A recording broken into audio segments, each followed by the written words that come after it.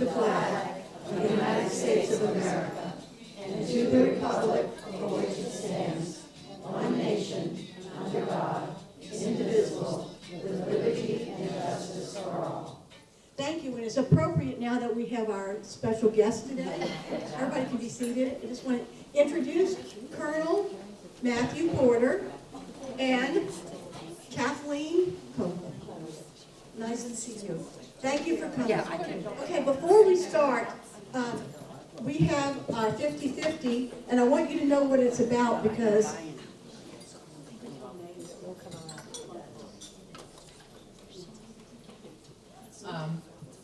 the 50-50 raffle is just about to close, so if you want to still buy tickets for it, you can see Elizabeth standing right there. What we've been doing is a true 50-50, so we collect 50% goes to a charity and 50% goes to the winner. We got away with that second and third prize. So anyway, this, and we're doing a 3-month at a time, so January, February, March, so April, May, and June. It's going to the Cape Cod and Island NAMI, N-A-M-I. It's the Women's Mental Health Services on the Cape. And May is Mother's Day and a lot of others, so we picked this charity to give our money to. And it's a combination of 3 months, it will be actually 2 months. Because of the fashion show, I don't do a 50-50 in there. But please, if you want to buy them, they're 3 for $5 or 6 for $10. And I appreciate your. And I think May is National Mental Health Month. And so. And I'll be back with the winning number shortly. Thank you, Norma Jean and Elizabeth. Thank you. Okay, and then real quick, we have one guest that's we're so thrilled. Deborah, would you stand up? Deborah Longchamp. Where are you from, Deborah? Mashpee. From Mashpee. Well, give her a big welcome, everyone. And she has a sticker so that you know that she is a guest. So, so please make sure that she gets our Mashpee Women's Club welcome. Okay? And before we start, you want me to introduce Liz? Okay, we're going to have a getting to know you speaker, and she's awesome. I've already been to the yarn basket. She bought that from Dot. And those of y'all who have not been yet, it is amazing. It really is amazing. And she's going to give us a quick getting to know you.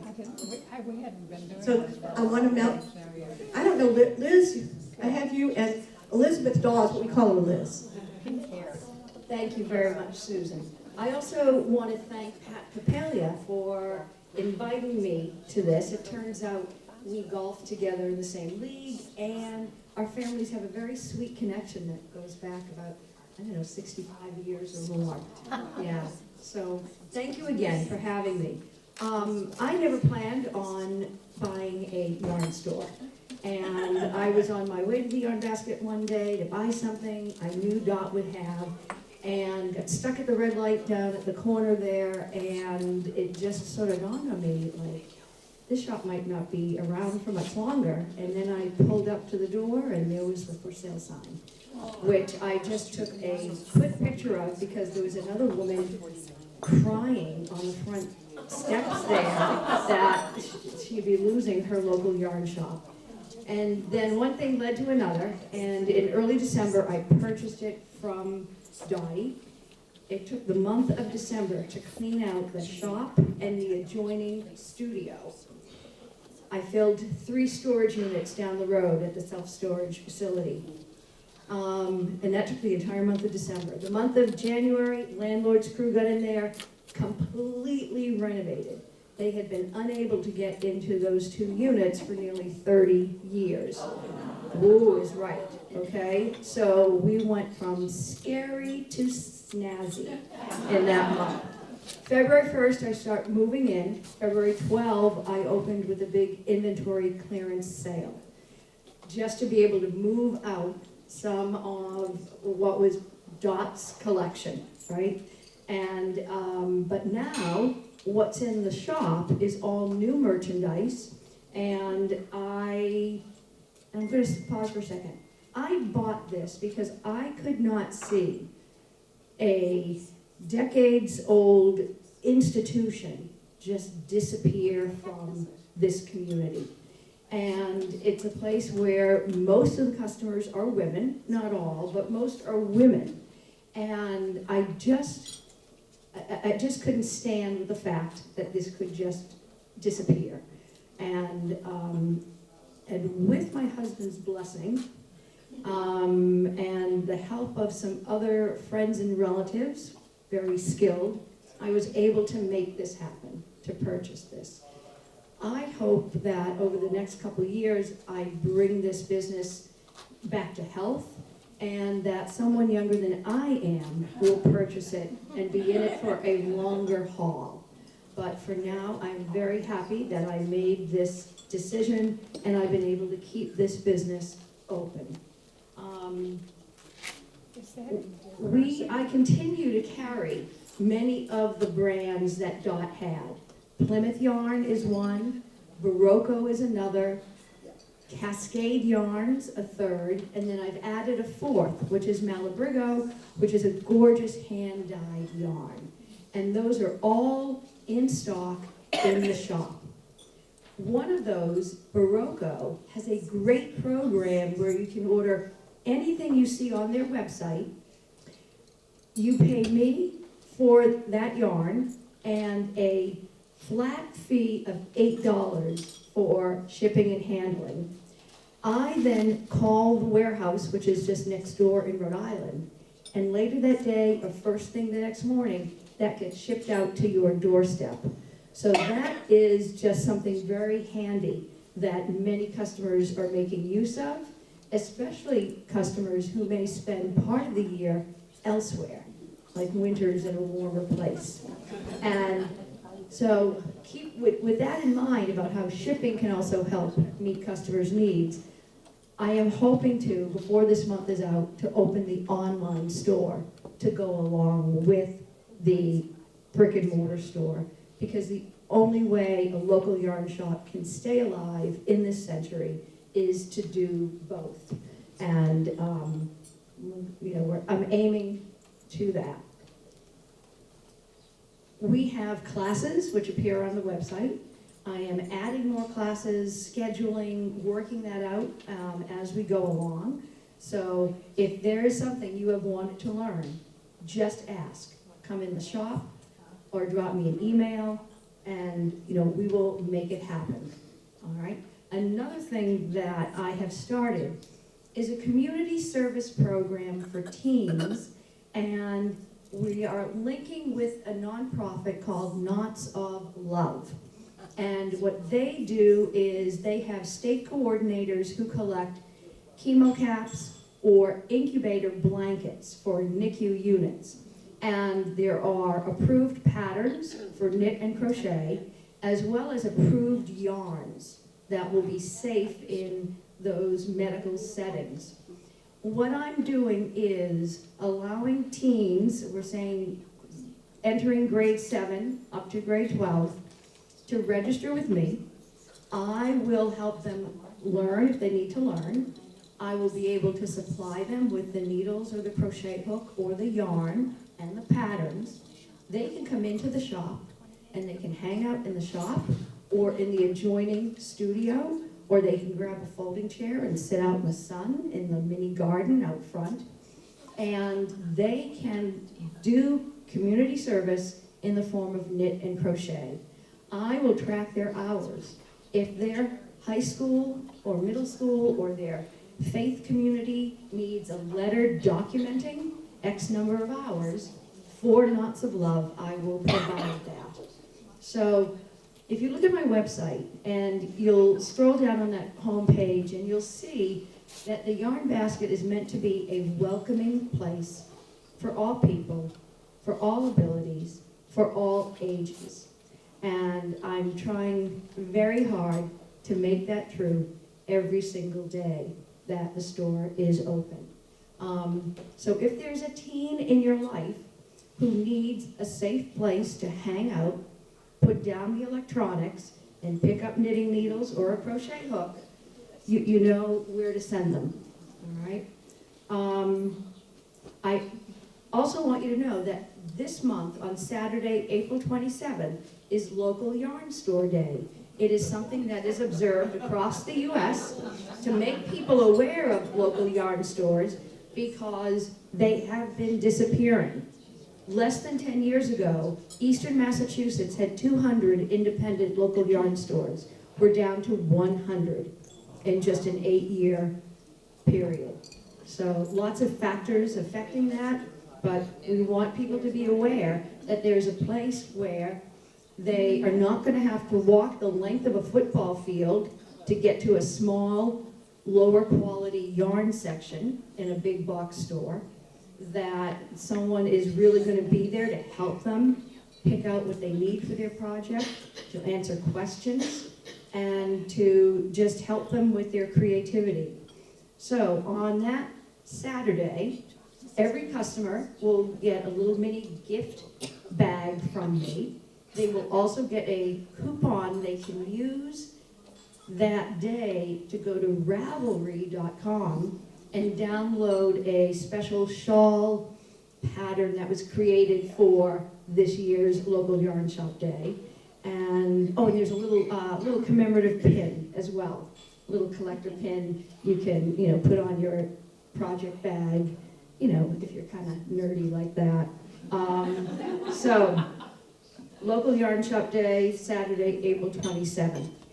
Now, I understand that in May, you have a charity where you're collecting items for babies, infants, correct? All right. I have set aside in my store some extra baby yarn, which is still first quality, but discontinued colors and styles.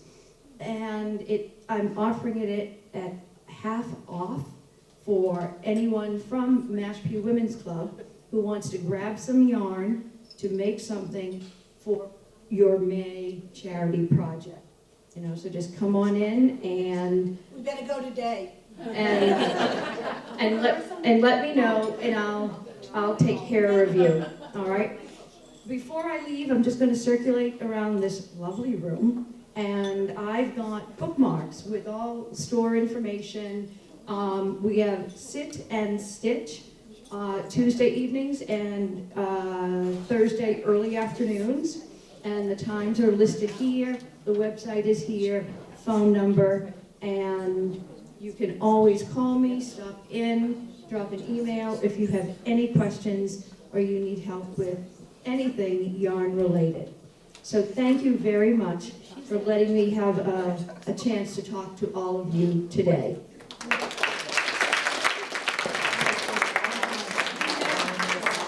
I want to thank Liz, and I should have gone last month to get my yarn because I'm slow. So you might want to go run over after this. But thank you, and I have been in there, and she's delightful, and she is so welcoming to any kind of charity. She gave my church a bunch of stuff. I mean, she's just been such a wonderful, wonderful example for our wonderful Mashpee and surrounding areas. So thank you, Liz.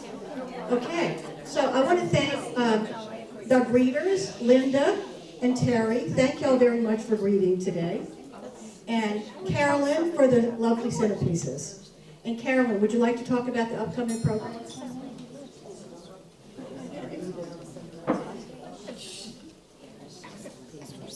What a gorgeous day. We are so lucky. I love it.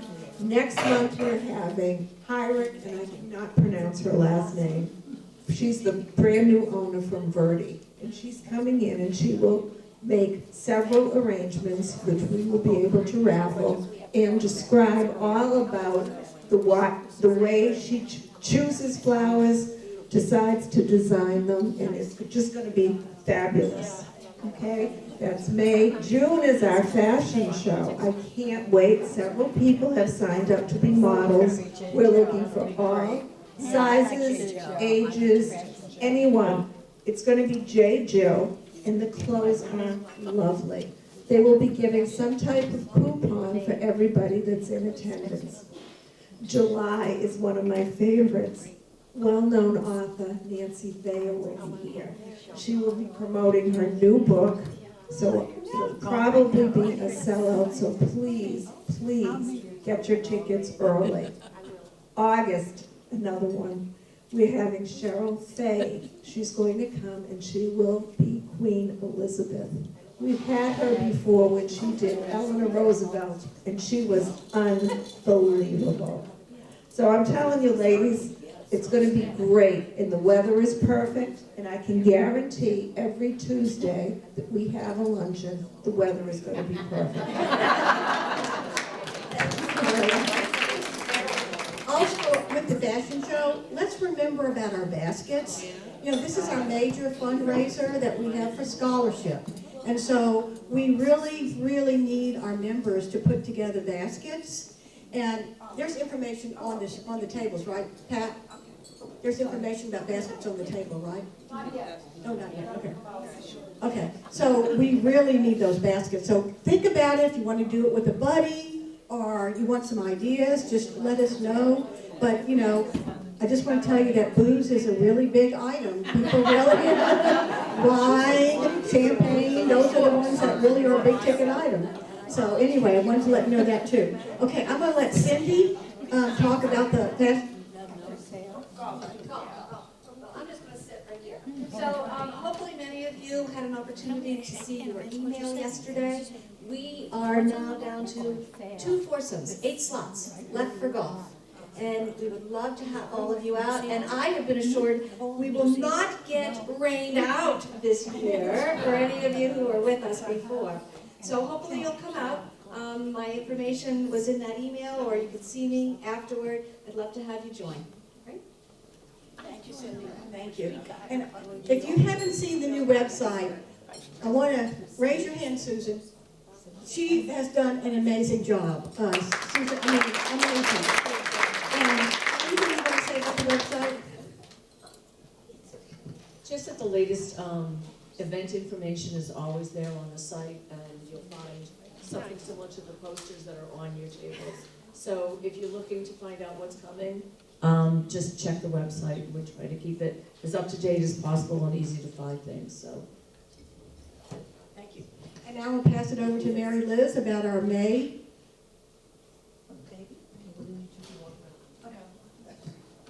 Yes, first of all, Liz, is she still here? She had a little blurb in the Enterprise in early February that she was going to do classes for kids. Well, my granddaughter was here for break, and she had a class where Monica could go in and learn how to crochet. And it was a delightful experience for both of them, and her store, it's like going into this room, and it's white and clean and beautiful and orderly. It's just a great experience. Once again in May, we're going to do a baby blanket drive for a baby center. 3,000 blankets are given every year by a baby center to needy babies in Cape Cod. Last year, we were very fortunate to collect 150 baby blankets. I know many of you have already brought them in. I saw some bags out there. These are 3 that I made out of my stash, which are going to go to them. And they're lovely. So please, whatever, I knit. These are knit. I knit. I don't crochet. Terry crochets. My favorite 6. My comfort level is size 6 needle and a blanket that's 24 by 30. I get bored after that. But really, whatever you. Last year, Marshalls, I'm sure, sold out of their layette baby blankets. So if you want to get some, I'd go there soon, or head on to TJ Maxx down in Falmouth or someplace. What we gathered last year was amazing, and we hope to do as well or more this year. That will be at the May. And if you can't come to May luncheon, I will come pick them up. You can deliver to my home, or monetary donations will be accepted. Mary Liz McCahill. I'm in the directory. I literally live about 2 blocks from here. Any questions? Thank you so much. I know you'll be more than generous.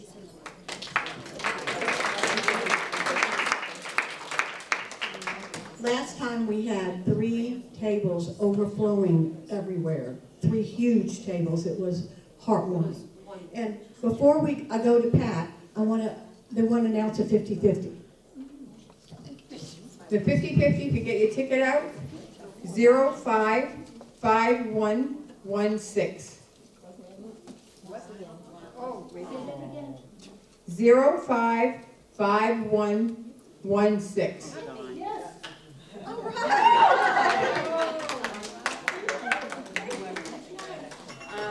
And then I put a penny under somebody's teacup. On one of each table, you get the second piece of the cake. Thank you. Thank you,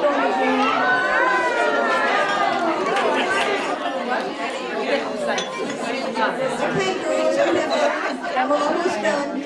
Hello, we're almost done. Girls,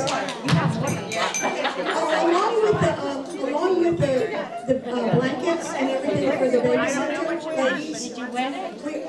ladies, we're also asking for toiletries. You know how you go to the your hotel or whatever?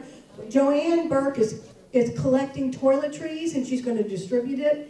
And so at the homeless center, can you please collect it and bring it? We will have information sheets coming out on that on our website and also on an email. But please start collecting. Okay, now I'm going to finish off with Pat, and Pat's going to talk about the nominating committee. Pat is the chairman of the nominating committee, and I want to thank her and all of the people on the nominating committee, which is Terry, raise your hand. Thank you. Where is Pat? Pat. Where's Diane? Where's Diane? Diane? Where is Elizabeth? Elizabeth. So please thank them. They're on the nominating committee. Here's Pat. So I met with my committee the other day and we had a discussion about, what do we need to do in order to bring new blood, new life, and different ideas into this organization. So one of the things I did, many of you received it yesterday, I believe, I wrote a lengthy missive on what this club means to me and what it needs. I hope you've all had a chance to read it and consider the fact that we will need a new treasurer, vice president, a recording secretary, and a corresponding secretary. Those are the 4 offices that are up for election this year. In addition to these officers' roles, we need several committee chairs. We have, I'm just going to name a few, programs, membership, hospitality, luncheons. These women have done these committees for multiple years, not just the 2 years that is the length of time for most everything that they do. These women have done it over and over and over and over again. It's time to let them come as a guest and bring in fresh ideas to this organization. So one of the things we talked about is what are the roles and responsibilities of the officers? And we know they're all in the bylaws, but nobody ever reads that. So one of the things we did suggest in my email was to go onto our website and download the bylaws and read them. But meanwhile, I have made a couple of packets. They're up here on the bar. They highlight the roles and responsibilities of the 4 major, all 5 offices actually, including president, which, thank you, Barbara. She's going to transition from vice president into president this year. And there's some little sign-up sheets if anyone's interested. So if you're interested, sign something up, or you can email me if you're interested in any of the offices or the committee chair. And another thing I'd like to do too is most of these committees are chaired by one person, and they do the entire thing. If you are thinking, well, I don't want to do it myself, but I have a friend and we can do it together, that is welcome. Please do it. We'd love to have more than one person on a committee, so. And that's why it's a committee. There shouldn't be a committee of one. But yeah, so if anyone's interested, please fill out a form up here or send me an email. I appreciate it. And these have to be in, we have to be ready to transition by September, so, and at our annual meeting in July is when we will do the vote. So it's kind of urgent. Appreciate your help, thank you. Thank you, Pat. Now, everybody enjoy, have a nice lunch, and then we'll hear from the Colonel and after that. Thank you. Hello, ladies. You must be all full, but don't fall asleep because we've got a great program. Colonel Matthew Porter is going to talk about Joint Base Camp Edwards. Okay, over 6,000 trainees go through there. It is unbelievable. It's the largest land holding place on the Cape. Okay, he's going to talk about the training, the environmental factors, and all of the other things that go with it. Very interesting. And on that note, I would like to thank him and all the women and men who serve our country. And we are so fortunate. We are so fortunate to have them near us in these troubling times. So thank you very much. Thank you very much. I'll tell you, this is quite a spot, so you guys definitely know how to do this right. And I told Kathleen, so I have a deputy that also does some of the tours. I said, hey, any tour or any of these presentations that involves a view of the ocean or golf course, that's me. So, Matthew Porter, Mr. Matthew Porter today, or generally on the weekends, I am in uniform, and that's when I carry my rank of colonel. So it's kind of unique because I'm in the National Guard, but I'm also a federal employee that runs the base. And Kathleen kind of serves the same way. She's not in the military, but she's also a federal employee that runs our community outreach. So she's fantastic at what she does. She gets me into beautiful places like this with people like this. And she fills my schedule where I really don't have any time to do anything else. So, which is great, because we're really getting out in the community, kind of where the community is, and telling our story, which I think is important. You can ask any question you want throughout the presentation, whether it's related. We put some topics here that might be of interest, but really anything, there's nothing off the table. I'll answer it the best I can. You know, I represent the Army, but I've been there a while, so I know a lot of what's going on with the Coast Guard or the Air Force or Space Force as well. Not in detail, but I know a lot of kind of what they're dealing with and different issues that they're going up against. So any questions, please go ahead and ask. Mostly I just want to talk, from the Army standpoint, we're going to talk about Camp Edwards. Camp Edwards is a small piece of, well, not really small, but a piece of Joint Base Cape Cod. And it is, if you look at this map right here, I don't know if you can see it from where everybody is, but this is all Joint Base Cape Cod. The green right here is what the Army, the land that the Army uses. So we are, unlike the Air Force or Space Force, we require more land because we do a lot of maneuver. So they can do a lot more stuff in small pieces of land. We require a lot of space to maneuver. So that's why we control, I think it's about 17,000 acres of the 22,000 acres that encompasses Joint Base Cape Cod, which is about 10% of the Cape. So it's big spot.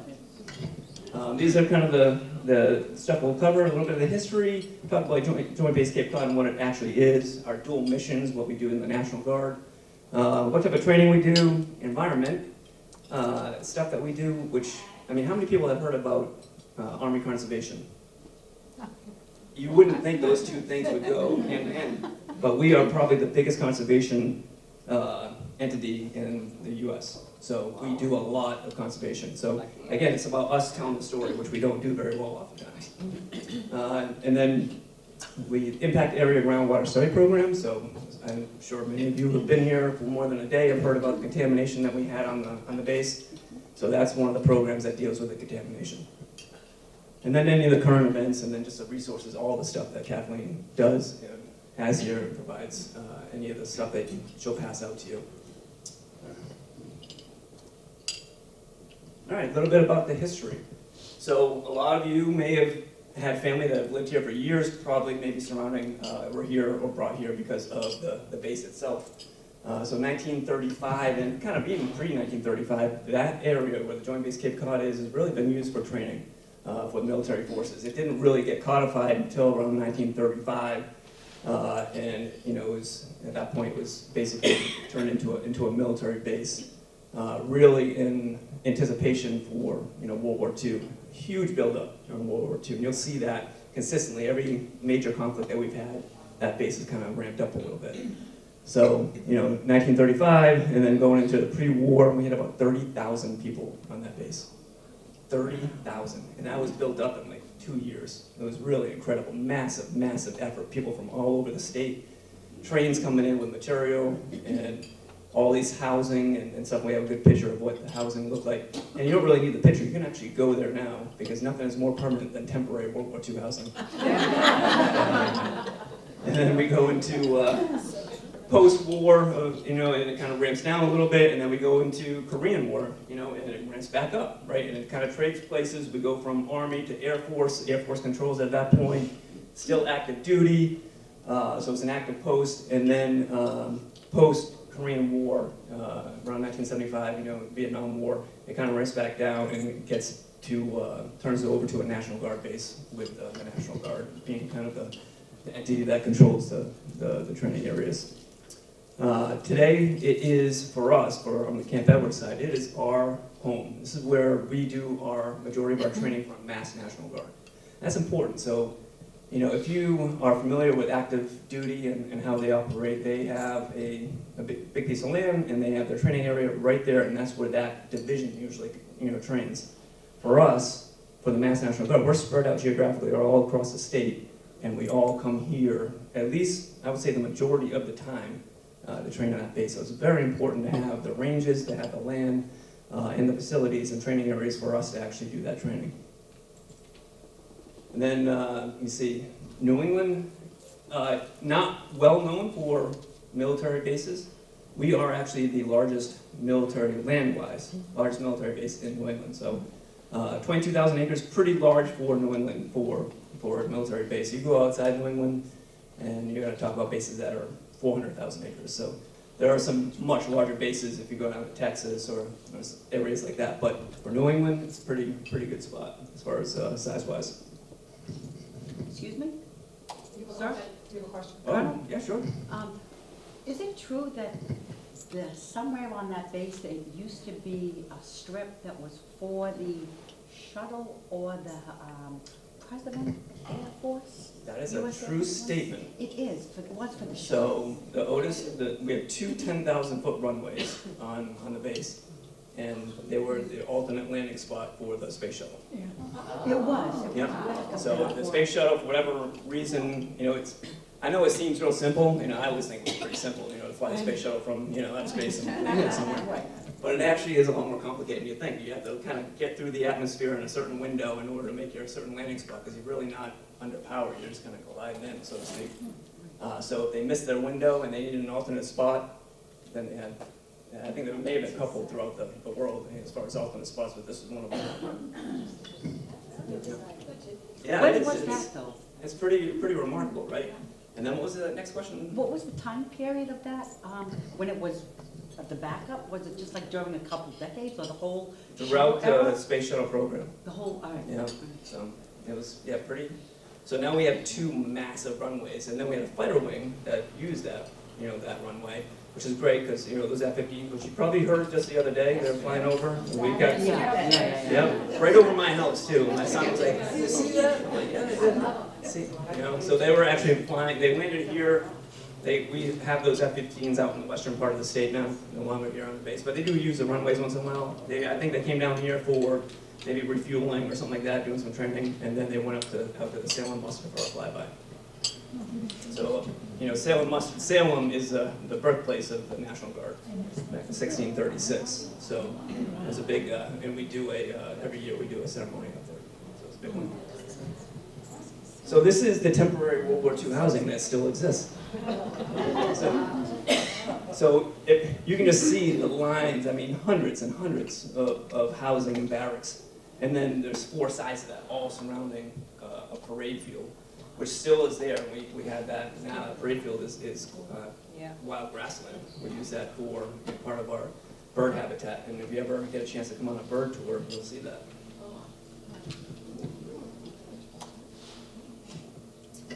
So what is Joint Base Cape Cod? We are not a true DoD joint base. So a true DoD joint base comes with, joint positions, joint money, all the grand stuff that a joint base would come from. We don't get any of that.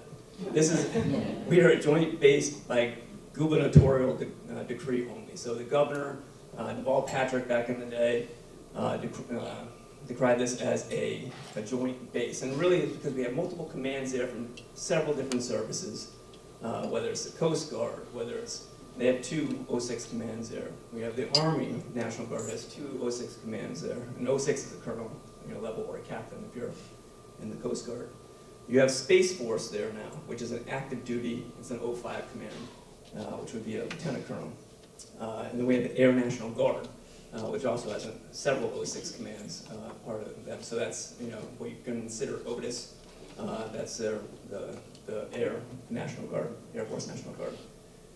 So we do have quite a few different commands that kind of encompass what we call Joint Base Cape Cod. And we work independently. We have our own land, we have our own commands, but we work together through what we call an executive director that we've kind of nominated. All right, this person will be an executive director, and you will help coordinate between the 3 or multiple commands in order to make sure that if we have stuff of common interest, we can work together and get things done. So we meet monthly, and then we also meet on a regular basis just to talk about different things that need to get done, whether it's plowing streets or doing whatever. We do have some other stuff that resides on the base, so we just call them like tenant entities or units in some cases. So we have a Cape Cod Fire Department. So our fire department serves the community on the base, but it also does mutual aid calls off the base too. So all the surrounding towns benefit from this fire department. So the Army pays for all the fire trucks and about half the firefighters. And then the state pays for the rest of the firefighters, and the building, about half the building would pay the rest. So it's a great deal for the state. They're getting a lot of stuff from the federal government, and they get to, all the communities get to kind of benefit from that as well. And then we have Environmental Readiness Center. So this is the center that really takes all the information that we have, from all the cleanup programs that we have, from the contamination, kind of puts it into one location onto a website and does some of the outreach to the communities, make sure they have access to this information. Impact Area Groundwater Study Program, like I mentioned earlier. So this is the Army program that deals with the contamination in the northern training areas, which is perchlorate and RDX. So Royal Demolition. So it's just the high explosives that we used to use in artillery and mortars, which we don't fire anymore. So they deal with that type of contamination. And then down south, we have the Coast Guard. I mean, the Air Force has their own cleanup program, and they deal with a lot of the PFAS and the PFOA and all that stuff that's going on. And some of the more like fuel and oils and solvents that they have from the fighter wing, that type of stuff. So they deal with the stuff in the southern portion. Department of Agriculture also has a lab there, which they continue to build up. So they have a very important lab that they do a lot of studies on invasive insects and species and stuff like that. So they do a lot of that right there on the base. And then, of course, the National Cemetery is right there, just on the outskirts of the actual joint base proper. So like I said, 22,000 acres. So it is about, like I said, 10% of the Cape. I already read this, and I got ahead of myself. Of the entire land mass of the Cape? Just under 10%. Huge, huge. But also, when we talk about this whole area up here, this green area, there's virtually no, it looks like almost like a park. If you go up there, we have a couple ranges up there that we use. We have the Central Impact Area, which used to be used heavily for artillery and mortars. And if you've been here for years and years and years, you may have remember hearing big booms and that went off all the time. We no longer do that because, one, it's not a very big post, and the ranges on those weapon systems are very large, but because of the contamination, we found that the propellants and the high explosives that we had, caused the contamination in the groundwater. So we no longer shoot them. We can't shoot them.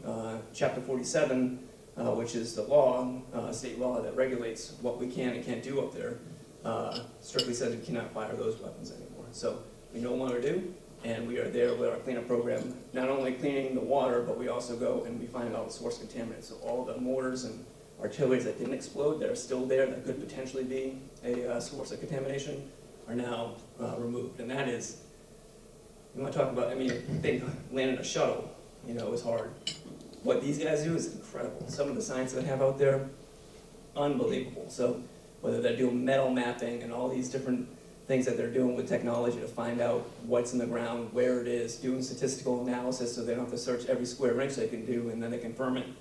Unbelievable. So if you ever want to learn a little bit more about that, or you have anybody that does, bring them on a tour.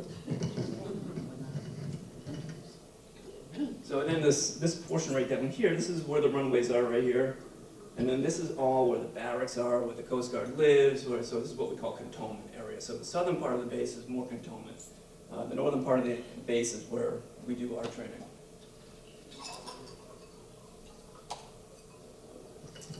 So the National Guard, so I had a couple people come up to me and ask, you know, different questions about the Army or the, you know, where I served and where were we leaving and so on and so forth, because they know the military moves around a lot. The National Guard is a little bit different, a little bit nuanced, where we generally stay within the state. We may move around in the state, but we'll stay within the state. But we serve two missions. So where our normal duties, you know, if we aren't activated by the president, we belong to the governor. So the governor would be our commander-in-chief. So we'll go out and, you know, she could mobilize us for, you know, COVID or this or that. You know, you'll see us, we've done it all. I mean, we've shoveled, you know, railroad tracks, we've driven school buses, we've gone into hospitals, we've done law enforcement and protection, you know, civil disturbance type stuff. So we really do a lot for the state in the National Guard capacity, in the state capacity, but also we get activated by the president, and now we go, what we call Title 10, it's a different pay status, and now we belong to the president. The president's the commander-in-chief. And then we go overseas, and we'll go to Afghanistan, Iraq, or what have you, Djibouti, or, you know, all over the place. So two different missions, different, but it's kind of a unique relationship where the governor is allowed by the federal government, who pays for all the equipment and all our salaries and all that, to use us and train us, make sure that we receive the same training as the active duty. But once the president needs us, then she has to relinquish the control. We then would then deploy. So it's kind of a relationship between the two. So some of the training that we do here on the base, and it's not just the Massachusetts Army National Guard, a lot of states within the region use us, and sometimes even nationally will use us as well. But we do, like I said, we have the ranges that we have for our rifles and doing in our small arms in order to qualify our weapon system to make sure that we reach the standards that we need to deploy. We also have different types of obstacles and learning how to call for fire for artillery. Even though we don't shoot it, we learn how to fire it in some of our simulators. We have some virtual driving simulators that we do. We also have some road networks that we can use to practice our driving ability with the large equipment that we use. We have a tactical training base, which is just a simulation of what type of living environment we might be in when we go overseas. Air Assault, Pathfinder are different courses that we have. So we have an aviation battalion that is actually on the post. So we'll actually serve as a Pathfinder and an Air Assault schoolhouse for the entire country. It's an active duty actual course. We'll provide the aviation and the life support and the training lands, and then everybody else sends their people here. We actually do those courses so we can rappel out of helicopters or swing load a Humvee underneath the helicopter and all that important stuff, or set up a runway or set up a landing zone. Those are all important skills that we need to know for certain units. So we practice that and actually qualify here every other year with two courses. Let me see. Like I said, the northern training area, about 15,000 acres. It really is just undeveloped land for the most part. and you really should come up and take a look at it. It is, we spent a lot of time on our environmental program, and I won't get into that too much because that's my next slide, I think. But it really is a pristine area that has a lot of work and money have gone into making sure that we clean up the water that resides underneath it, but the habitat is just as important to us as well that is above. So Jake McCumber, if you've ever taken a tour, he is a remarkable speaker, much better than me, so I give him the microphone most of the time. And he will go over and speak about his environmental program to no ends. It's an incredible program. It's an award-winning program, so they've been recognized several times nationally. They always get mentioned by U.S. Fish and Wildlife, just the work that they do, whether it's the 41 listed species that we have there. So we have endangered species nationally, and we have listed species in the state. And it's not because we're doing anything wrong there that they're listed. It's because we're doing everything right.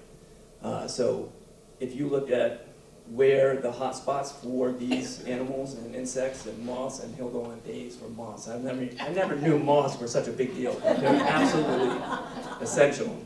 So you want to talk about like pollinators. Moths are like some of the biggest pollinators there are. It's incredible. You're talking about the Walsh's dater bee, or the box turtle, or we go on and on. Clam shrimp. Clam shrimp, the Agassiz clam shrimp. Has anybody ever seen an Agassiz clam shrimp? Of course not, because they're microscopic. No one sees them. They're there. They are there. You know how they actually, the base is like the perfect spot for them, because they actually thrive on disturbed land, and they basically go from puddle to puddle in the wheel well of our military vehicles. So we are actually spreading the Agassiz clam shrimp because we run through the puddles. So we actually get in trouble when we fix the roads. Unless it's a paved road, then we got to make sure that we, do fix the puddles. But they're all marked. It's incredible. We go, the long-eared bat. He'll go on for days and days and days about all of the flora and fauna, about what we do there, and then how we protect it. So, and if you notice the Cape, we got a lot of pitch pine, right? This pitch pine, as well as like the grasslands that reside into it, is kind of, he calls it a mosaic, right? And it's basically land that has been disturbed, whether it's by fire or some other natural or behavior that has disturbed the land, so it doesn't successionally move up to those hardwoods, right? And it's important. You'd think, the old growth forest would be like the quintessential what we want. Well, it is in a lot of ways, but it's not in different ways, because different animals need different things. So the actual pine barren, which is what we have on the base, that whole 15,000 acres in the north, is hugely important to this area, and it's a globally rare type of environment. So he introduces fire, he does a lot of burning in order to make sure it never succeeds to the next level. So he always wants to keep it in that blueberry, scrub oak, and pitch pine, that type of stuff. And then we introduce some of that edge habitat, like grasslands in between for the different birds. The turkeys need that edge habitat. So they don't do well unless they have a way of roosting in trees and then coming out and foraging in the grasslands. So they need that edge habitat. So he does a remarkable job, and much better than I do, explaining that, but also, introducing it with just seeing it, or whether it's pictures or what have you. And he does a great bird tour, does a great tour. He's always a main speaker on our tours as well. So incredible person.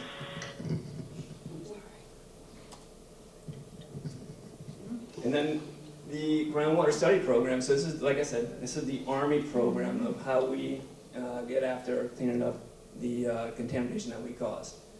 So like I said, for chlorate and RDX, high explosives and propellants, that's what caused the contamination in the Army. It wasn't small arms. I'm sure you guys have heard a lot of discussion in the papers about machine gun range that we want to build, which we call a small arms range, which shoots copper bullets. You drink water out of copper, so it wasn't small arms. EPA said it's not small arms that caused the contamination, but high explosives and RDX and perchlorate. So those are things that we will never do again. But we do want to be able to qualify on our weapon systems in order to be able to deploy. So they concentrate on going out there, making sure that they can clean up source contamination, potential source contamination, and the water. think they've spent $1.4 billion cleaning up the water. It is, well, according to Sean Cody, and he will take this to the bank, it's the cleanest water in the Cape.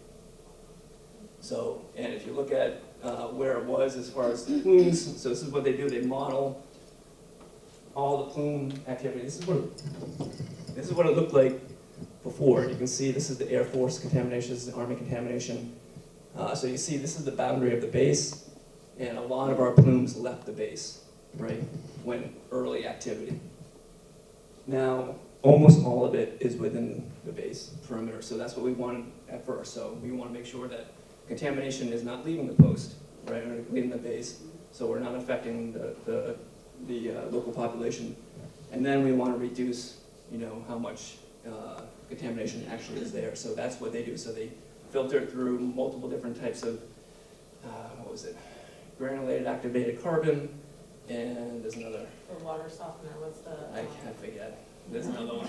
Ion exchange resin? Ion exchange resin. Yes, we got it. Two different We're systems. not the science people.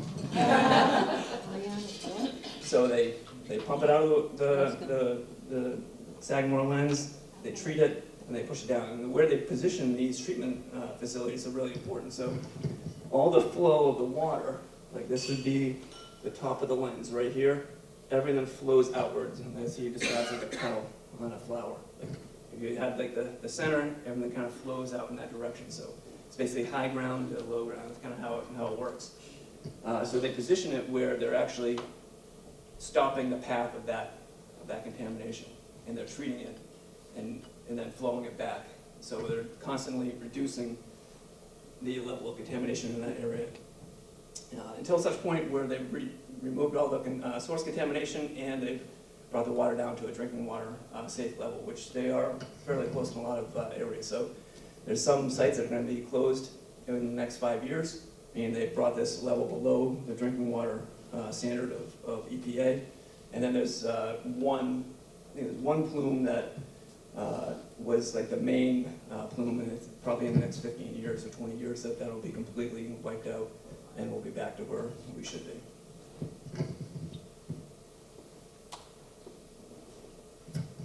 All right, so this is kind of where you can ask all your questions too. So there's a lot of stuff that's going on the base that draws a lot of attention from different people. So we talk about the multi-purpose machine gun range, some of the shelter mission stuff that we've been doing with the migrants, the parcel land use study that we're looking to do. I'm trying to get after the governor's, initiative of affordable housing. So there's some land that the Air Force doesn't need anymore because they're no longer a fighter wing, don't need a lot of land, they just need enough for an intel wing. So there's a lot of land that it potentially could be used for other purposes. So housing has been one of the things we're talking about, but there's many other things that the community might be interested in. So we're commissioning a study, working with the community to commission a study to kind of think, what would this best be used for to serve the community? And then rail maintenance and rail modernization. I know there's a lot of talk about rail to trail, which is fully supported by the Mass National Guard as well. We just need access to rail. We can't give up that mode of transportation as a base. If there were, a national emergency and we needed to mobilize quickly or what have you, rail is a very important piece of mode of transportation for military. So we would either have to have access somewhere else or do something in conjunction with the rail trail stuff. So it's not that we're against it, we want to make sure that we have what we need to just in case. So, I think that was, yeah, we'll talk about resources in a minute, but I'd like to just open up for some questions. Yes, ma'am. You mentioned something about tours. Yes. Can you just walk on the base? Not walk on base, but you can talk to Kathleen, and if you want to, we'll have her answer that in a few minutes. But Okay. I have all the tour information, don't you worry. Excellent. I'll give it to you verbally, and I have handouts. Seeing is believing, I'm telling you. If you saw the place, you'd be amazed. I know, How many people live on the base? So most of the people that live on the base are really Coast Guard. So Coast Guard is active duty, so people from all over the country that join the Coast Guard may be stationed here on Camp Edwards or on Joint Base Cape Cod. So I think 110 families approximately currently. all right, 110 families possibly. So, and we have a few Army or actual Air Force and Space Force also have their people reside on the base. Some of them, not all of them. And I didn't talk about Space Force, but Space Force is an actual strategic capability that we have here on the Cape. So they actually they're responsible for identifying, stuff in space, so space junk, right? But they also, it's a missile defense system too, so they identify any missiles coming, hopefully never, but, that would be their strategic purpose. That's why it's very important. What's that? Yeah, don't worry. They also, I give these presentations all the time, and sometimes Space Force is there to present. And they're always before me, them and the Coast Guard. It's like the worst two you could ever follow, right? Because first you got Space Force that comes up, and they're going to talk about, look at this radar system that I can see. If you were playing basketball in LA, I could read the word Spalding on that basketball. So the really cool stuff, right? And then you got the Coast Guard comes up, and they talk about, I just saved 27 lives yesterday. And then you got Army, and I got to talk about the multi-purpose machine gun range that nobody knows. It's crazy. That's it. Are there families that are living off the base on Cape Cod as well? And Yeah. how many migrants are still at the base? Good question. So I don't know for a fact if families live off the base, but I can almost guarantee they do. And that's same anywhere in any active duty post. So the Coast Guard probably is similar to anywhere else. So a lot of times senior officers or officers could choose to live off on the local economy if they wanted to. So I would expect that they probably have that option as well. And right now we don't have any migrants on the base. Yeah. You have a full slate of schools on campus as well, on the base? So When they come out? there are 3 schools currently, unless they were just about to demo one, that are on the base. None of them are used as schools anymore. They're actually vacant land, which is part of that whole land use study. I think DCAM, which is the state's, basically they are the holder of the assets, state assets, land holdings and buildings and facilities and stuff like that. So I think they were scheduled to come in and at least investigate the demolition of at least 1 or 2 of those schools immediately. So because they're just sitting there vacant. But so all the students on the base either go to They're in the Bourne school system. Bourne school system, right? They're Yeah. Bourne. Yes, the neighborhood, the Coast Guard neighborhood falls within the boundaries. You can see on that map, there's different boundaries for each town. So purple is Bourne, and down in the southwestern side of the base, that's where the Coast Guard neighborhood is, so it falls within the boundaries of Bourne. So they are all go to the Bourne school district, unless they do school choice or a private school like any other student. Right. Interesting. Yes, Yes, ma'am. can you expand on the subject of the migrants who are living on the base and where they are and how many and where they've come from and what they can do? So we no longer have migrants on the base, but we did have some for about, I'm gonna say it was like 5 months. And I think it was at its peak 64 families and about 220, 240 people. And what we did is we kind of, we couldn't allow migrants to just have access to the base proper. So we essentially just established a fence line around it, and then we had some of our security, instead of patrolling the exterior fence, they would actually patrol the interior fence. So just make sure it's basically now no longer we just kind of partitioned it off from the base, and we used our officer quarters that we have for transient officers and senior enlisted. We use that like a townhouse style, so it served very well as the place for the migrants to stay. So the state came in, made them child safe, and then the migrants came in, and then we actually. Where have they gone now? So I think they brought them back up to Boston. I think it was just easier to get services there for them. It was closer for them to access whether it's services or legal services, or like just being able to go and get the shops or whatever that they needed. It was just very difficult kind of from where we were on the base. Why was that selected? in the first place? I'm just curious. Because the problem, I think, just came quicker. It grew faster than the state was able to satisfy it. So they're coming in so fast because they're either being brought here or they're coming here for whatever reason. So I think it was just to get us over the hump. So until we could figure out, and it was a new administration too, which is a very difficult, problem for a new administration to get a hold of. Coming from a very seasoned administration to a new administration, it just took, I think, a little bit to kind of get everything into gear, but they've done a really good job with that lately, so it's learned quickly. Did you be displaced during this, having migrants there? Did you have to displace? No, so they used what we call transient buildings. So, we're a National Guard, so we use most of our stuff on the weekends. And we do have excess capacity for different stuff. So, no longer could we use it was like a townhouse. It had a full kitchen, had, different stuff. They had older stuff, but still served that purpose. But now we just stayed in the barracks, and the majority of the units were already in the barracks anyway, so it didn't really make much of a difference. Please talk about the pros and cons of the proposed machine gun range. Well, I can definitely talk about the pros. And I'll let, if people have questions about what they perceive as cons, and certainly bring them up.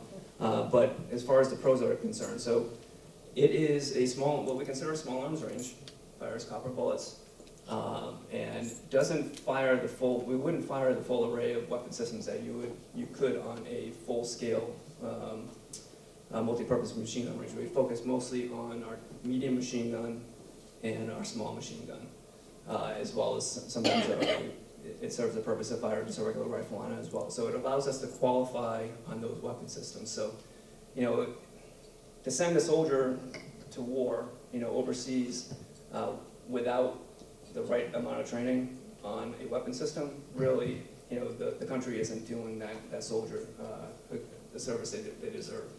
And that is our training area. So we would have to otherwise go roughly about 200 miles and not more in any other direction in order to, whether it's up to New York, up to Vermont, or down to New Jersey, in order to actually fire on a range that would allow us to qualify on those weapon systems. Which, if you think about us having to, train on a weekend, if you have to drive more than 200 miles, drive more than 100 miles, it makes it extremely difficult, especially when you're driving Humvees, not that fast, sometimes they break down, in a convoy. It becomes difficult and very tedious, and you lose a lot of training time. And time really is the biggest factor. When it comes to training in the National Guard, we are expected to train exactly how the active duty trains, except we do it in like 1/10 of the time. So they're 365. We are there 1 weekend a month, 2 weeks in the summer, and we have to meet the same standards. So there's a lot of work that has to be done very efficiently in order to get that done. And qualifying on our weapon systems are probably the most important. I could go on for it. I don't want to occupy too much time, but do you have any major concerns or thoughts about it? No, I just know that it's controversial. Yeah. I know that the Association to Preserve Cape Cod is fighting it on the basis of groundwater contamination. I'm not really sure why that is, and I just don't want to hear it.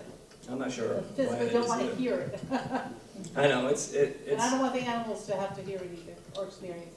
No, that is a great question. And to be honest with you, the noise of when we first proposed this, I thought the noise would be the biggest issue for people. But the fact is, we do fire the weapon systems on the base already. Right. If you're not hearing it now. The EPA actually, allows us to fire the same weapons on the base right now, and they said we do a great job with it, but they don't want it. It just doesn't make sense. Yeah, there's a lot of misunderstanding about that. As Colonel Porter said, these are weapons that we're already firing. If you're not hearing them in your community, it's mostly the Forestdale community that's closest to our ranges, and they're quite accustomed to it. That's a community that was built up next to the firing. So these are not new weapons. We are firing them. We have been firing them safely. We have a whole environmental team that has been tracking these weapons. we need a range that allows these soldiers to qualify at the same standard as everybody else. So we're not doing anything new, we're not using any new weapons, we're simply saying we need a place that's standardized with all the rest of the National Army so that we can guarantee that when these soldiers are dropped in with their brothers and sisters from any other National Guard or Reserve or full-time Army, they are just as qualified and can serve right next to their brothers and sisters, and we know that because they've all been trained to the same standard. Well, she's been to a few of these. Sorry, Mike. But it is a popular question that comes up about the animals and the concern about them having to live next to, you know, that noise. And that's completely understandable. I mean, and we spend a ton of time preserving the habitat for these species, so, you know, why wouldn't we be as concerned about the noise? We are. Absolutely, 100%. That's why we do studies, and we actually do surveys on all the animals and where they nest and where they reside. The number one, we actually do hunts on, and I don't know if anybody here is a hunter. I'm not a hunter, but I understand it. We do have deer hunts and turkey hunts on the base, and the number one location for deer are behind the range. Whippoorwills. So anybody grew up, you know, hearing the whippoorwill, you know, here on Cape Cod, you don't really hear them anymore, except for on the base. And the same nesting pairs come back right on the edge habitat of the actual range, because it's one of the locations within the actual training area that provides that mosaic. It actually provides the grassland, patchwork grassland that's in between all these, the rest of that pine barren. So it's a very important,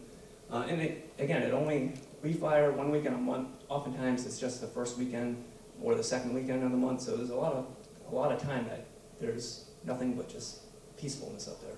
So it's actually very popular for, and Jake could tell you or point to the studies that talk about it as well.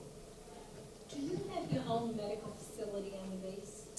So there's Kyler Clinic, which is the Coast Guard's medical facility, and they use it just for their personnel. I don't think they, I don't know if they take any retirees there or not. I think it's really just for their active. Yeah, I think it's very limited. Yeah. And I'm not sure if that was your next question, but it's really limited for medical facilities. Did you say that they're not flying the F-16s out of the base anymore? If so, when did that stop? And was there involvement from the base on 9/11? So, good question. And we were just talking about identifying the aircraft. It's F-15s. It's got two tail wings that come up, but no, I'm just kidding. It is an F-15, but it's that was the aircraft that we used down here on the fighter wing, and yes, they were one of the first to react to 9/11. I think they got there in 13 minutes. Are they not flying out of there anymore, did you say? Or No, so it was 2012-ish, I believe, is when they transitioned from a fighter wing to an intel wing. So now it's just an intelligence wing down there. And we have a fighter wing that flies F-15s, soon to be the F-35s, and that's out in Western Mass, so that's where we fly them out of. Yes, ma'am? You sort of, I don't know if you were making a joke of the radar system that could identify basketball in California. No, that's true. That's what he says. That's how accurate. We're not making a joke. That's quite remarkable. It's incredible. It's something I like to repeat to people. Can you expand a little more on what's the purpose of the radar system? I mean, I don't know the latest weaponry is, but I know drones are very important in warfare now. Mm-hmm. And so radar, I guess. But how does it go up satellite and down, or how does it get to California like that? Yeah. So it would definitely be a line of sight. So it couldn't actually see California. It was just talking about the distance. It would have the sensitivity of that radar system would be like seeing the word Spalding on a basketball in California. That's the level of detail it can see from that many miles away. So I wasn't actually referring to California, just the distance itself. So it's probably a bad analogy. I'm not to fix But what that. is it detecting? I mean, what's the radar stuff? So a lot of space junk. So we have a lot of satellites up in, obviously, and near Earth orbit. So they are taking a look at any debris that is up there near Earth orbit, making sure satellites are safe and that type of stuff. So that's what it does a lot of the time, but it's also there on a constant watch for missile defense as well. So certainly it would want to be able to provide early warning. So if it was early warning, but that we don't necessarily have the missiles that would go off, then they would just be detected? I don't know exactly how that works, and I probably wouldn't even be able to talk about it, but not on the base. I know that. You don't have that kind of missiles that would like stuff gone. But yes, that would be, we want as much warning so we can make the right decision and not make a bad decision. So more time is better. So in conjunction with what she's asking is, how much protection or how much do these systems that are here are similar to what is in Israel right now? Where they just, they fired, I don't know how many drones and rockets into Israel the other day, and they prevented 99% of them from entering into the space and doing any damage. How similar are the systems in the U.S.? I know that we do have the ability to intercept, and that's probably as much as I would care to talk about it, but we do have the ability to intercept using that information with multiple different means. But yes, it's part of a larger system. So I just wanted to go back a minute to the artillery and the training.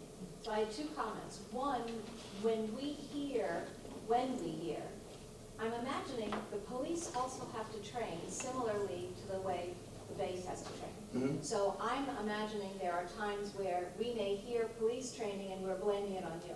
So I think people need to understand that, right? That is a true statement. So I just want people to think about that too. The other thing is you mentioned that you train with a different type of ammunition. So are the trainees able to get the full benefit of what it would be like if they were using the actual? That is the actual. So that is the actual, it's a different type of an ammunition now that you use? The military, we have switched over from a lead round to a copper round. Okay. For multiple different reasons, some ballistic, it's a little harder, has a little bit bigger punch, but environmentally too. So how does that get cleaned up now? So, good question. So, Camp Edwards is home of probably the most regulated ranges that you've ever seen in your life. So, and we design our ranges differently than the rest of the Army.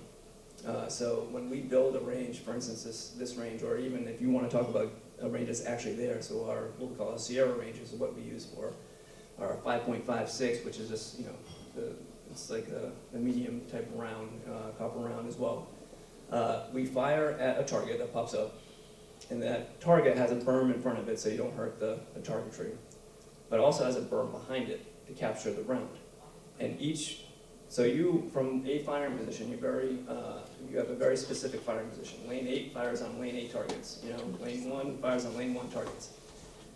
From that firing position, we did a laser line of sight analysis of this is how big that berm needs to be in order to capture the majority of those rounds, which is what is regulated during our environmental performance standards, which is part of Chapter 47, which is state law. That doesn't exist anywhere else. So nowhere else is the Army or the military or DoD generally concerned about capturing the rounds. Copper rounds, they really aren't, there are no studies showing that the copper rounds on a dry area, not in a marine environment, but on a dry area, are going to leach into groundwater, even in sandy soil. So, but just from where we are today and how we think about things, why not? Why not clean them up? So, we fire into those rounds. We have the EMC, which is Environmental Management Commission, has a regulator that comes out, inspects those berms on a regular basis. And when we start to see fragmentation of the rounds, the actual projectile, where it's starting to increase surface area and ricochet, where it's no longer going to be, or cause rounds not to be captured by the berm, that's when we would actually clean it up. So we've had Sierra Range, I think, around since 2012, so it's been about 12 years, and we have not actually cleaned up a berm yet. So we were expecting to have to clean up that for about 5 years. But the regulator's saying, well, we don't have round-on-round impact, so we really, we have, no one else has ever done this. We're basically learning this as we go. So we thought, you know, just recently we were just talking about it, we need to pick a number because it can't go on indefinitely, right? And it's hard for us to make a case for like the EPA saying, you know, yeah, we'll clean it up when we get to that point. Well, that point never comes, and it never really satisfies anybody, and it's always a guessing game. So for the biggest you know, what the Army wants is to be able to forecast the money. So if we can forecast the money on the cleanup, and it's not so often that, you know, we can't fire on it. So, you know, if they propose, hey, you got to clean it up twice a year, that doesn't make any sense. We'd never fire on the range; it'd be closed the whole time, right? So what we propose, since we've done it for 12 years, at a fairly heavy rate of fire, and we haven't had any issues yet, let's do 10 years. 10 years, 100% cleanup. So it doesn't mean we have to clean it up all at the same time, but every burn will be cleaned up once every 10 years, and that's what we're proposing. Just for peace of mind and people understand, and we recycle all the metal. Oh, it does get recycled. Oh yeah, absolutely, 100%. Even the brass that it comes out of the shells, that all gets recycled. So we pick it all up. I've got, how many tons now? We're just about to turn a bunch into DLA, and it's about, it's a lot. We have a lot. That was my question, the copper, the use of copper, and are you able to recycle that copper? Yep, 100%. So what we would normally do is we probably have a contractor come out and actually do the work. So they would have to basically take apart probably half that burn, pull out all the material, sift it, and pull out the material. And so that labor and the machinery that they would use would cost a decent amount of money. We'd offset that contract with the recycled metal. So we have an estimate. We know exactly how many rounds we fired. We have an estimate based on, we've actually gone through and tested to see how much we're capturing. And we're on that range. We're in the high 90s, 90 percentile as far as capturing of rounds. So that's pretty good. So we can expect, we know how much they weigh, so we can estimate how much we would actually be able to recycle out of that.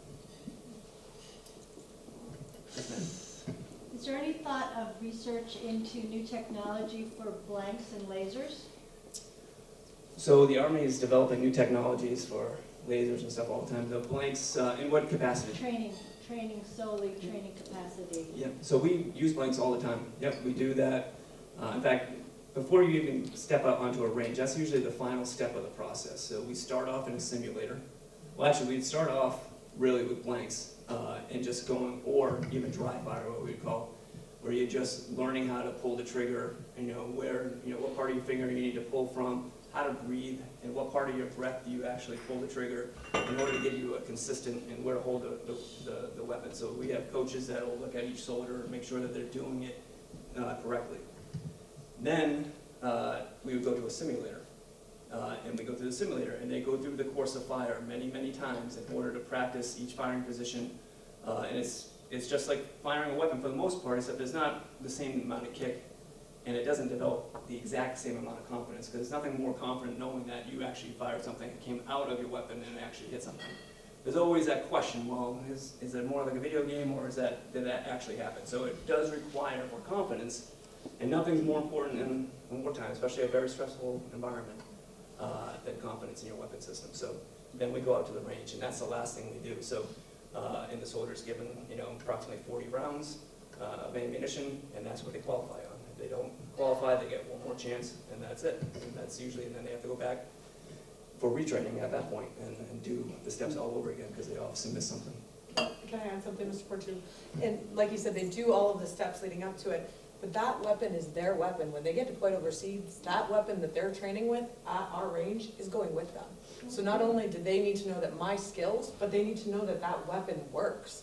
And weapons have to be used to be ready to work, to go with them. So that is their weapon. So You don't want to join? I know. That final step in preparation is just so critical, but they do so many other steps. We actually take you on the tour to one of our virtual trainers.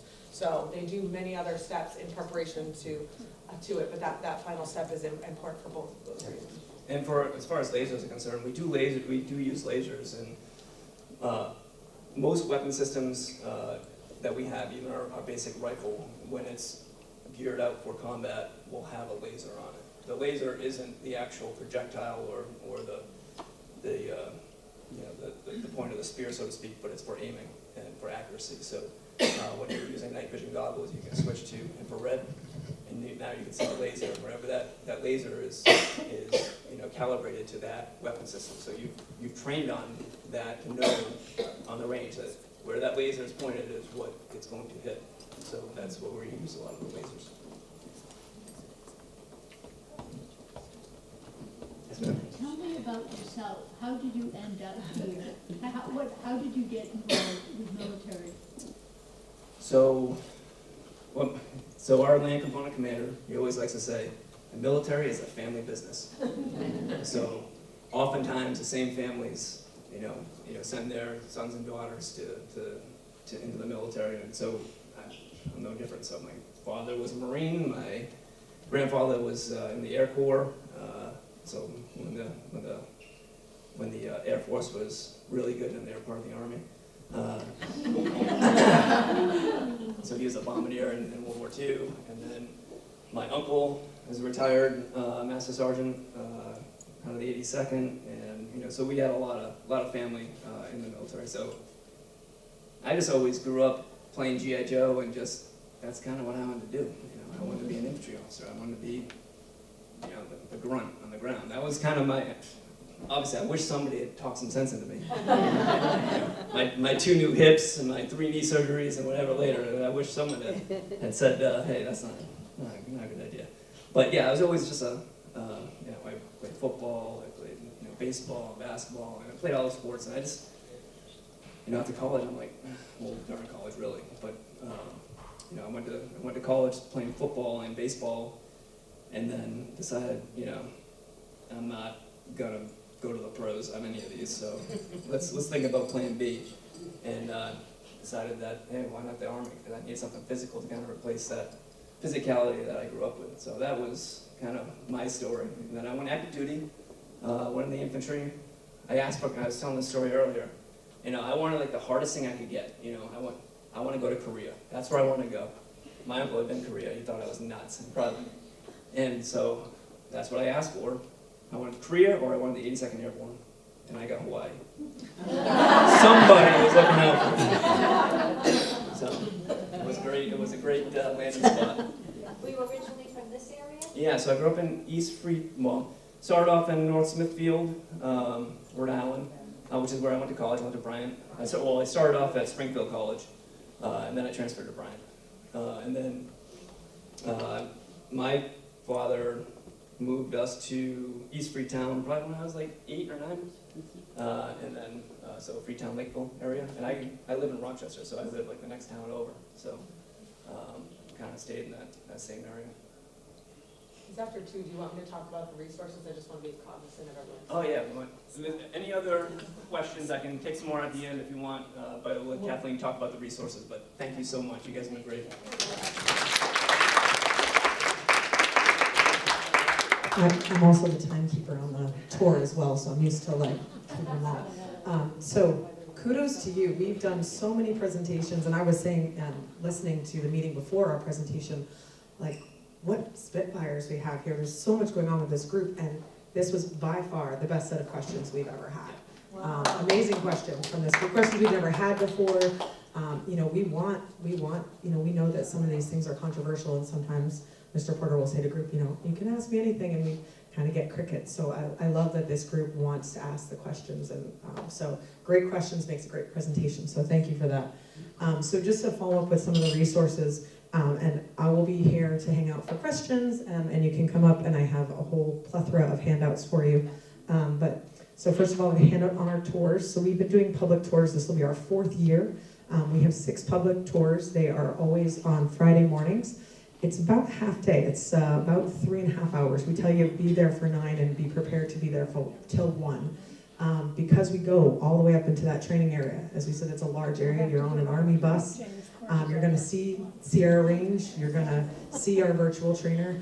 The tour is just about Camp Edwards. So it's talking about how we combine that Army training with the natural resources and with the groundwater protection. So you get to go and see one of our pump and treat stations, so you get to learn all about our groundwater. So these fill up really fast. I think we're half full already for the next 2 months. So definitely get yourself on that. And it's Emily Kelly is the contact information. So pick that up and get yourself on one of our tours. We also have some birding tours, as was mentioned. Jake McCumber, our natural resources director, he is a big birder, amazing, and they go in our grassland. So it's a little bit different. That's walking. You're not covering the same ground as we do on the bus, and it's more specialized. It's learning about this special habitat that we're preserving on the base and how it promotes pollinators, insects, and all of these beautiful birds. And so there are 4 dates this year, and they're all in May 18, 19, 25, 26. They fill up really fast, and I think this week or next week, the announcement's going out to the birding clubs, and they are cut through. So get you have inside information, get on the list now. That's the hottest ticket. It is the hottest ticket, yeah. We've both been on that tour, and we actually went on the same one. This is just a nice 4-page handout. It goes into the history of Camp Edwards, so if you were interested in a little bit about the history, kind of takes you in the history all the way up to today. It's got some nice photos talking about that World War II build-up era. I hand that out on the tour as well. We want people to be more involved in the base. We understand that after 9/11, when there was a physical disconnect between us and the community because the base needed to be secured, we lost some of that community engagement. So this talks about the different ways that you can engage. So we do have multiple groups where you can come on base to be part of groups. So we have our MC3 group. They deal in the cantonment area, and they meet quarterly. They talk about all things that impact all the different commands as well as the surrounding communities. Their meetings are always open to the public.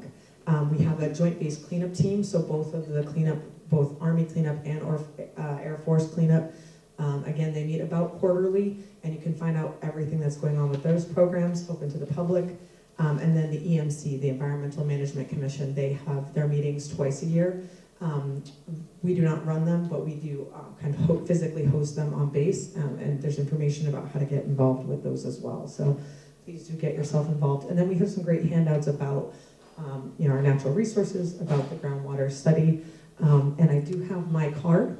And also, we do have a sign-up list here. So if you want to give me your email address, you can check off public tours, birding tours, and just general information. So once a month, if you sign yourself up for our public meetings email, Emily Kelly sends out emails. So we try not to bog you down. Just once a month, we say, hey, if you're interested in knowing more about what's going on in the base, these are the meetings that are open to the public for this next month. And that's the only email that goes out. But I would say if you really want to get on the tours, don't wait for us to email you back. Take one of the handouts and email her right away and say, put me on the tour. So that's it for resources for me. And one other resource, and I forgot to bring it because we were out of our offices, we do a State of the Reservation report every year. Just came out. So every year we have a report. It's about this thick, and it covers every detail that goes on in that northern training area or the Upper Cape water supply. Every single training, the amount of bullets, all the conservation, all the water cleanup, down to the nitty gritty. And that is available to the public. It's in all the surrounding towns' community libraries. It's available online. And there's a lot of blood, sweat, and tears that go into it. And we're really proud of it. And a lot of people don't like reading reports, and it's not that fancy, but it's important. And it's important that the community knows that that resource is there. It's transparent. It's publicly available. If anybody wants it, please pick up my card. Reach out to me, or any follow-up from this. If you can't remember or need something, that's why I'm here. If it's not about Camp Edwards, I can get you to the right resource on the base. That's it. So thank you for having us.